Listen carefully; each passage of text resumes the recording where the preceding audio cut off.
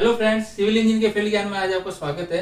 जैसा कि हमने कंक्रीट में पढ़ा है कि कंक्रीट में कौन कौन से इंग्रेडिएंट्स यूज आते हैं, जैसे सीमेंट आता है, एग्रीगेट आता है, वाटर आता है।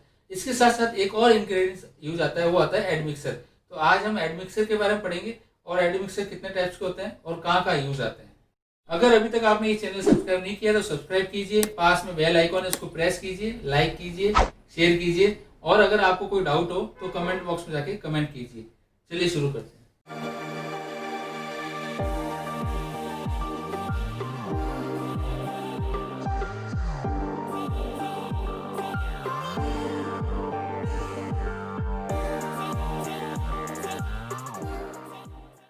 एडमिक्सर। एडमिक्सर क्या होता है, मैं पहले आपको उसको डेफिनेशन बताता हूँ। A material other than cement, aggregate and water is used as an ingredient to improve one or more than one properties of concrete is known as admixer. मतलब कोई भी आप कंक्रीट अपन तैयार करते हैं तो उसमें के अंदर सीमेंट, एग्रीगेट और वाटर यूज करते हैं। तो उसके अलावा अगर कंक्रीट की कोई प्रॉपर्टीज को अपन को इम्प्रूव करना होता है तो वहाँ के लिए उसके लिए क्या होता है, एडमिक्सर यूज करते हैं। इसको ऐसे भी कह सकते हैं, admixture is used not to improve the quality of concrete but modify the property of concrete in plastic as well as rigid steel. आपको पता है जब कंक्रीट लिक्विड फॉर्म में होता है, प्लास्टिसिटी स्टेज में होता है और जब वो हार्ड हो जाता है, दोनों स्टेज में अगर अपन को कुछ उसकी जो है प्रॉपर्टी को इम्प्रूव करना होता है तब अपन एडमिक्सर का यूज करते हैं। तो ये एडमिक्सर कौन कौन से होते हैं, जैसे कुछ एग्जाम्पल मैं बता रहा हूँ। जैसे सिलिकेट्स होते हैं, कैल्शियम क्लोराइड हो गया, जिप्सम हो गया, शुगर हो गया, ऑलिव ऑयल हो गया, फ्लाई एश हो गया। ये इस तरह से ये एडमिक्सर होते हैं। ये भी सिचुएशन के हिसाब से और वहाँ की लोकेशन के हिसाब से कहाँ पे कौन सा एडमिक्सर यूज आएगा, ये इंजीनियर इंचार्ज और डिजाइन पे डिपेंड करता है। अब टाइप्स ऑफ एडमिक्सर। एडमिक्सर के क्या क्या टाइप्स होते हैं वो मैं डिटेल में डिस्कस कर रहा हूँ आपसे। ये होता है एसिलरेटर। सबसे पहले अपन एडमिक्सर लेते हैं एसिलरेटर। एसिलरेटर इसको क्या कहते हैं, त्वरक। तो उसकी डेफिनेशन, सबसे पहले डेफिनेशन क्या है, the material which reduce the setting time to gain early strength of concrete is known as accelerator. वो एडमिक्सर जो कि जिससे कि क्या होता है, कंक्रीट जल्दी सेट हो जाती है और जल्दी स्ट्रेंथ ले लेती है। जो तो क्या होगा, सेटिंग टाइम क्या रिड्यूस हो जाता है जल्दी और जल्दी स्ट्रेंथ ले लेगी, तो वो कहलाता है एसिलरेटर। अब ये एग्जाम्पल कौन कौन से होते हैं एसिलरेटर के, होते हैं calcium chloride, carbonate, silicate, calcium sulphate, aluminium chloride etcetera. ये होते हैं एसिलेटर के एग्जाम्पल कि जो भी एसिलेटर को की रिक्वायरमेंट हो तो ये अपन यूज कर सकते हैं। कहाँ यूज आता है एसिलेटर, वेरी कोल्ड लोकेशन या सिटी, जहाँ पे बर्फ गिरती हो या बहुत ठंडा कंट्री हो, सिटी हो, वहां पे ये एसिलेटर काम आते हैं। क्यों काम आते हैं, क्योंकि वो जल्दी सेट हो जाए। अदरवाइज वो जल्दी सेट नहीं होगा तो जो उनके अंदर वर्ड्स होते हैं उसके अंदर क्या होता है, आइस, बर्फ सेट हो सकता है, तो वो उससे क्या हो, स्ट्रेंथ उसकी कम हो सकती है। तो वहां पे अर्ली स्ट्रेंथ से जल्दी सेट हो जाता है कि वो, तो वहां पे ये एसिलेटर यूज कर सकते हैं। उसके अलावा places where quick construction and maintenance is required, ऐसी जगह पे जहाँ पर अपना को कंस्ट्रक्शन बहुत फास्ट चाहिए, स्ट्रेंथ जल्दी स्ट्रेंथ आ जाए कंक्रीट में, ऐसी जगह पे अपन को इसके यूज करते हैं। वो कौन सी जगह होती है, सपोज अपन कोई बाढ़ आ गई, फ्लड आ गया हो, ठीक है, कोई रोड बह गई हो और वहां तुरंत आपको कनेक्टिविटी करने के लिए अपने को रोड बनानी है उस एरिया को, ठीक है, या अगर कोई युद्ध हो रहा हो, वॉर का हो, उस समय अपने को कोई इमरजेंसी में कोई रोड बनानी है या एयर स्ट्रिप बनानी है, हवाई पट्टी जिसको कहते हैं वो बनानी है आपको इमरजेंसी में, या और कोई रीजन से इमरजेंसी में अगर आपको कंस्ट्रक्शन करना है, रोड का हुआ, कन्वर्ट्स का हुआ, एयर स्ट्रिप्स वगैरह हुआ, तो वहां पे क्या होगा, स्ट्रेंथ अपने को जल्दी से कंक्रीट जल्दी सेट हो जाता है कि जल्दी उसका यूज आ सके, तो वहां पे एसिलेटर का यूज करते हैं। अब क्वांटिटी कितनी लेनी चाहिए एसिलेटर की, तो इंडियन स्टैंडर्ड कोड जो है 456, एज पर 456 it's varying from 1.5 to 4% of quantity of cement. जितनी सीमेंट लेंगे उसका 1.5 to 4% अपने को ये एसिलेटर लेना है। वो डिजाइन पे डिपेंड करेगा, वहाँ की सिचुएशन के हिसाब से डिपेंड करेगा, और जहाँ पे जो कोल्ड कंट्रीज होती है ये 4% तक भी जा सकती है इसकी क्वांटिटी। अब इसके इफेक्ट्स क्या है, क्या इसको यूज करने से क्या इफेक्ट होता है कंक्रीट पे, तो क्या करता है, इट रिड्यूस सेटिंग टाइम 1/3। मतलब अगर कोई कंक्रीट जो है 10 घंटे के अंदर सेट होती है, फाइनल सेटिंग टाइम अगर किसी कंक्रीट का 10 घंटे में है तो इसको डालने से वो 3 घंटे में सेट हो जाएगी, लगभग वो 3 घंटे के अंदर वो सेट हो जाएगी। तो ये क्या करता है, सेटिंग टाइम को रिड्यूस करके स्ट्रेंथ जो है वो बढ़ा देता है। ठीक है, उसके अलावा कंस्ट्रक्शन स्ट्रेंथ जो है, जो अपन 7 डेज के अंदर अपन को 70% स्ट्रेंथ आनी चाहिए, वो क्या पता 1 डे के अंदर आ जाएगी। ठीक है, और जो रेस्ट जो 30% है वो अपन 28 डेज के बाद आनी चाहिए, वो 7 डेज के अंदर वो इसके अंदर स्ट्रेंथ आ जाएगी। तो इतना क्विक इसमें अगर कंस्ट्रक्शन चाहिए तो ये अपने इसको यूज करके और अपन इस कंक्रीट का यूज कर सकते हैं इसका। अब इसके बैड इफेक्ट भी है कि अगर इसको यूज करते हैं तो वह क्या प्रॉब्लम हो सकती है। It has increase drawing shrinkage, मतलब ये कंक्रीट क्या होता है, सिकुड़ जाती है, सिकुड़ने की क्षमता को ये बढ़ा देती है, तो जल्दी सिकुड़ जाती है कंक्रीट, तो ये इसका बैड इफेक्ट है। It's offers reduce resistance of sulphate attack, जहां पे कोई सॉइल में या सल्फेट की क्वांटिटी होती है तो वहां पे ये थोड़ा सा रिस्की होता है, उसमें उस रेजिस्टेंस की कैपेसिटी है वो उसको रिड्यूस कर देती है। और फिर है CaCl2 high risk of corrosion of steel, तो कैल्शियम क्लोराइड जो एसिलेटर होता है उससे क्या होता है कि जो RCC की जो स्ट्रक्चर होते हैं जिसके अंदर स्टील यूज किया जाता है, तो स्टील का ये कोरोजन बढ़ा सकता है। तो जो भी अगर ऐसी कंडीशन हो जहाँ पे कि RCC स्ट्रक्चर यूज करना हो तो वहां पे CaCl2 यानी कैल्शियम क्लोराइड को अवॉइड करना चाहिए। और due to less setting time working of concrete done very fast, क्योंकि सेटिंग टाइम जल्दी होगा, जल्दी सेट हो जाएगी, तो उसके लिए कंक्रीट को जो अपन मिक्स करना, उसको पोर करना, ये जो टाइम है जो अपने को इनिशियल सेटिंग टाइम सपोज उसमें किसी कंक्रीट में आधा घंटा होता है या होता है, तो जो ये क्योंकि इसमें एडमिक्सर मिक्स हो जाता है तो और जल्दी सेट होने रहता है, तो इसलिए अपने को जो वर्किंग जो फास्ट वर्किंग करके वो अपने को पोर करनी पड़ेगी। तो ये भी एक बैड इफेक्ट है इसके। तो ये कोई भी अपने को एडमिक्सर यूज कर रहे हैं अपन, तो उसके अंदर आपको ये पॉइंट्स हैं, ये किसी भी रूप में इसमें क्वेश्चन पूछा जा सकता है, और यही आपको सारी चीज क्लियर हो जाएगी कि सारे पॉइंट इसके अंदर एक ही के अंदर आगे हैं, इससे आपको क्वेश्चन भी आ सकता है एग्जाम में। उसके साथ साथ ये आपको फील्ड में भी ध्यान होना चाहिए कि किस कंडीशन में क्या यूज आना चाहिए, क्या इसके इफेक्ट है, क्या बैड इफेक्ट है, वो सारी इसके अंदर डिटेलिंग आ जाएगी। तो आप इसको नोट कर लीजिए, बहुत इंपॉर्टेंट है। अब सेकंड टाइप का एडमिक्सर होता है रिटार्डर्स। रिटार्डर्स मतलब हिंदी में उसको कहते हैं मंदक। तो इसकी क्या डेफिनेशन है, the material use to delay initial setting time of concrete up to an hour, मतलब जो आपको पता है कंक्रीट सीमेंट का जो है इनिशियल सेटिंग टाइम कितना होता है, आधा घंटा होता है, 30 मिनट्स। ठीक है, लेकिन इसको यूज करने से उसको अपन 1 घंटे तक इनिशियल सेटिंग टाइम को अपन एक्सटेंड कर सकते हैं। तो ये होता है रिटार्ड्स, मतलब उसको सीमेंट क्या कंक्रीट जो है देर से सेट होगी इससे, इसका यूज करने से। तो अब ये एग्जांपल कौन कौन से होते हैं, देखिए ऑर्गेनिक, एक तो ऑर्गेनिक होता है, एक इनऑर्गेनिक होती है, केमिकल होता है। तो ऑर्गेनिक में हो गया लिग्नोसल्फोनेट्स होता है, इसमें हाइड्रोक्सी कार्बोक्सिलिक एसिड होता है, ठीक है, और इनके साल्ट्स होते हैं, फॉस्फोनेट होता है, सुगर्स होता है।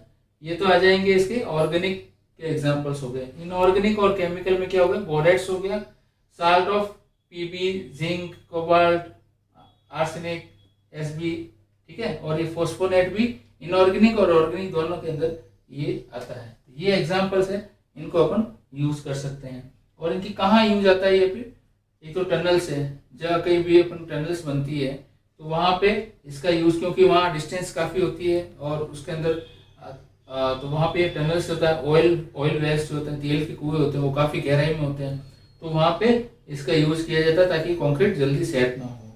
उसके बाद distance of structure very far from the batching plant, अगर बेचिंग प्लांट जहाँ कंक्रीट मिक्स हो रही है और जहाँ पोर करना है उसकी डिस्टेंस काफी हो, तो वहां पे भी ये रिटार्डर्स यूज किए जाते हैं ताकि कंक्रीट जो है सेट ना हो या रास्ते में सेट ना हो, उसके लिए।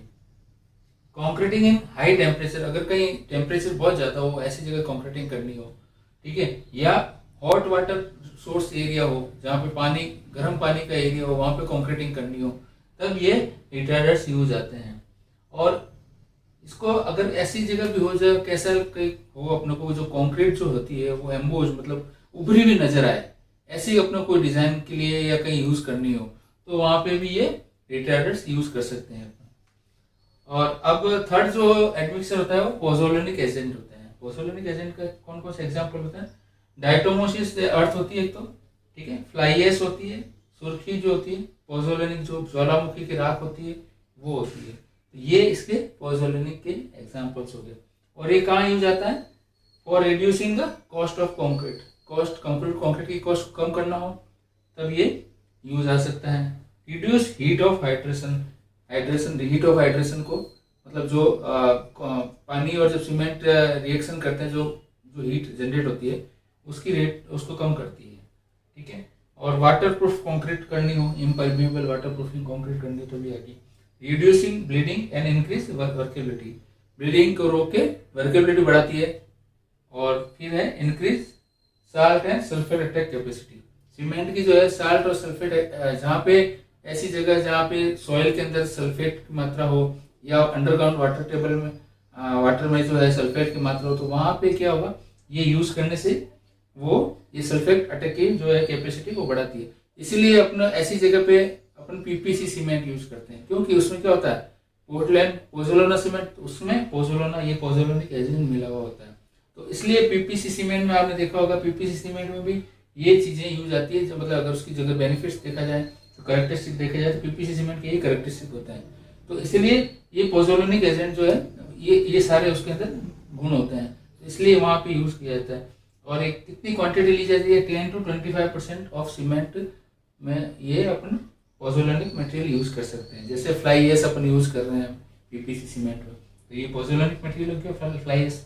तो ये अगर सीमेंट को मिला देंगे तो ये अपने को बेनिफिट्स हो जाएंगे, जहाँ पे इसकी जरूरत है वहाँ पे इसको अपन यूज कर सकते हैं। अब फोर्थ टाइप का जो एडमिक्सर होता है वो होता है वाटर रिड्यूसिंग एडमिक्सर। ये कौन से होते हैं? एक तो लिग्नो सल्फोनिक एसिड होता है, 1 के डेरिवेटिव्स, 3 के डेरिवेटिव्स, हाइड्रोक्सिलेट कार्बोक्सिलिक एसिड, ठीक है। अब ये क्या है, जैसे नाम से ही पता है वाटर रिड्यूसिंग एडमिक्सर, ऐसी जगह पे जहाँ पे पानी की मात्रा या पानी की जहाँ कमी हो, या फिर ऐसी कंक्रीट चाहिए अपने को जो कम पानी के अंदर वो हाई स्ट्रेंथ अपने को प्रोवाइड करवाए, तो ऐसी जगह पे ये वाटर रिड्यूसिंग एडमिक्सर यूज करते हैं, ठीक है। इसका इफेक्ट क्या होता है, इसका 2.5% से 4% अगर इसको सीमेंट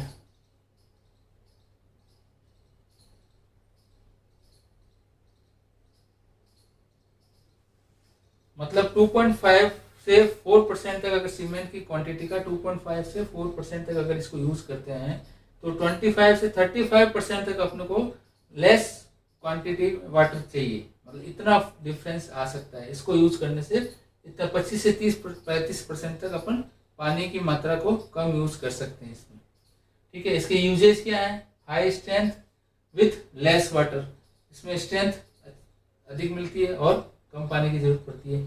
और use as retarders in hot area, जो गर्म एरिया होते हैं वहां पे क्या होता है, अगर आपको कंक्रीट देरी से या इनिशियल सेटिंग टाइम जो है बढ़ाना हो तब ये काम आ सकता है। उसके बाद 5वां है वर्केबिलिटी एजेंट एडमिक्सर। ये इसके कौन कौन से एग्जांपल्स हैं, इसमें कोल एश हो गया, चाक हो गया, ग्राउंडेड मिनरल्स हो गया जैसे वेंटोनाइट हो गया, एयर एंट्रिंग एजेंट हो गया, विंसोल रेजिन हो गया, टेलोर डेरेक्स, ठीक है, जो जानवरों की चर्बी होती है वो इसमें यूज जा सकती है। और इसका क्या use, quantity of fine particle less in concrete, अगर कंक्रीट के अंदर फाइन पार्टिकल की जहाँ मात्रा कम होती है वहां पे इसको यूज किया जा सकता है। और कहाँ पे, जहाँ पे ब्लीडिंग और सेग्रीगेशन ज्यादा होने की संभावना हो, कंक्रीट को वर्केबल करना हो, वहां पे ये वर्केबिलिटी एजेंट काम आता है। अब 6 टाइप का जो एडमिक्सर होता है वो होता है एयर एंट्रिंग एजेंट। इसकी डेफिनेशन बता दो, agent produce the specified amount of air in the concrete mix and these agent shall conform to the requirement of ASTM standard 6.260 is known as air entraining admixture. मतलब जो concrete mix के अंदर air produce करते हैं तो वो agent जो होते हैं, ये वो एडमिक्सर क्या कहलाते हैं, एयर एंट्रिंग एजेंट्स कहलाते हैं, एयर एंट्रिंग एडमिक्सर्स कहलाते हैं, ठीक है। और ये ASTM स्टैंडर्ड ये इसको फॉलो करता है, 6.260 के हिसाब से ये करता है, तो इसको एयर एंट्रिंग एजेंट कहते हैं। अब इसके एग्जाम्पल कौन से होते हैं, विंसोल रेजिन, जैसे इसमें सॉप आता है या वुड जूस आ सकता है, ठीक है। टेलो और फैट, जो एनिमल और वनस्पति की फैट जो होती है, ठीक। डेरेक्स, जो क्या होगा, सल्फोनेटेड सॉप और ऑयल। उसके अलावा एंटेयर, एरोलॉन, टिपोल, चिकोल, ये भी यहाँ पे ये एडमिक्सर इस टाइप के अवेलेबल रहते हैं। और ये अब कितनी क्वांटिटी में अपने को लेना चाहिए, उसके लिए बता रखा है 0.005% to 0.05% of the cement. Cement की क्वांटिटी का 0.005 टू 0.05% तक अपन इसको यूज कर सकते हैं। और इसका जो है, इससे क्या हो सकता है, कंक्रीट में recommended air content in the concrete is 4% plus minus 1%। मतलब कंक्रीट के अंदर 4% है, उससे प्लस 1 या -1 हो सकती है। इससे ज्यादा अगर एयर एंट्रिंग एजेंट अगर या एयर अगर इसमें प्रोड्यूस रहती है कंक्रीट में तो हार्मफुल रहती है, उसकी स्ट्रेंथ कम हो सकती है, कम वर्केबल हो सकती है। तो इसकी भी एक लिमिटेशन है, इतनी क्वांटिटी में ही ये एयर प्रोड्यूस करना चाहिए। और the method of measuring air content shall be as पर IS 1199। इंडियन स्टैंडर्ड 1199 में इसका जो है एयर कंटेंट कितनी मात्रा में होगा उसको कैसे मेजर किया जा सकता है वो इसमें आपको अवेलेबल हो जाएगा। उसके अलावा इसका इफेक्ट क्या है, पहला इफेक्ट तो ये है इंक्रीज रेजिस्टेंस ऑफ फ्रीजिंग और थाविंग। जो भी अगर जो हिमीकरण जैसे कहते हैं हिंदी में, या जिसको फ्रीजिंग जमना जिसको कहते हैं, तो वो इसको जो उसको रेजिस्टेंस करता है, उसको रोकता है और वर्केबिलिटी को इम्प्रूव करता है। तो ये 6 टाइप के अब मैंने आपको एडमिक्सर के टाइप्स बताए, तो इनको आप अच्छी तरह से पढ़ लीजिए और इनको समझ लीजिए, क्योंकि ये आपको सिचुएशन, लोकेशन और लोकेलिटी कंडीशन के हिसाब से कहीं भी ये कहाँ पे चेंज करना है, कहाँ पे कौन सा यूज आएगा, ये अपने को डिसाइड करना पड़ेगा। अगर ये वीडियो आपको पसंद आया तो उसको लाइक कीजिए, शेयर कीजिए, सब्सक्राइब कीजिए, पास में बेल आइकॉन है उसको प्रेस कीजिए, कमेंट्स कीजिए। Thanks for watching.